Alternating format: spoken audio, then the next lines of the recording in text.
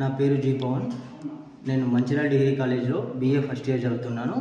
నేను ఎంచుకున్న అంశం మహిళా రిజర్వేషన్ బిల్లు జిజ్ఞాస ప్రాజెక్ట్. పరిశోధన ఆశయాలు. విద్యార్థులలో మహిళా రిజర్వేషన్ బిల్లు యొక్క పరిశోధన శక్తిని పెంపొందించడానికి విద్యార్థులకు ఈ ప్రాజెక్టును నిర్వహించడం జరిగింది. వారి ఆసక్తిని, అభిలాషను బట్టి వారు తమ స్వీయ అనుభవాలు మరియు పరిపాలన దృష్ట్యా ప్రాజెక్టుకు తయారు చేయడం జరిగింది.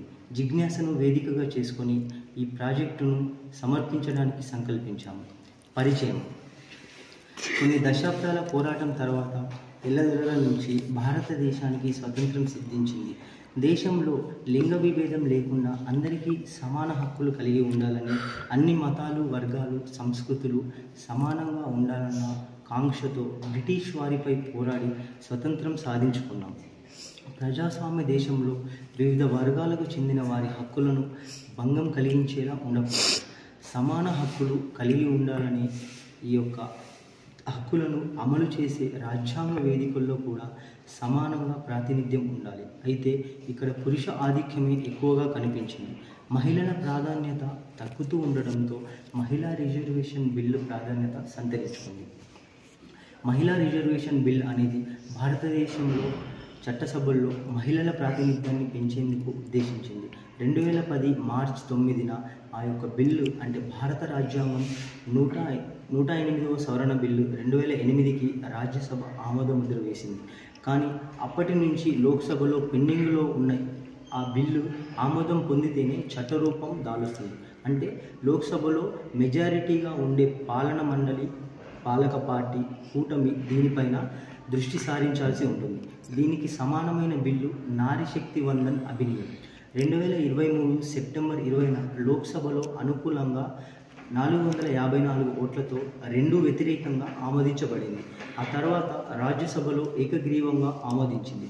2023 సెప్టెంబర్ 21 నాటికి బిల్లు రాష్ట్రపతి ఆమోదం కోసం పెండింగ్లో ఉంది.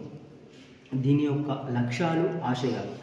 మహిళా బిల్లు రిజర్వేషన్ యొక్క ప్రాముఖ్యతను తెలియజేయడం, మహిళా బిల్లు రిజర్వేషన్ ఆమోదించబడడానికి గల కారణాలను తెలియజేయడం, మహిళా రిజర్వేషన్ బిల్లు ఆమోదింపబడలేదు, అందుకు గల కారణాలను తెలియజేయడం, మహిళా రిజర్వేషన్ బిల్లు యొక్క అనేక రాజకీయ పార్టీలకు కారణాలను తెలియజేయడం, మహిళా రిజర్వేషన్ బిల్లులో రాజకీయ పార్టీల పాత్రను తెలియజేయడం, దీని యొక్క పరిశోధన విధానం.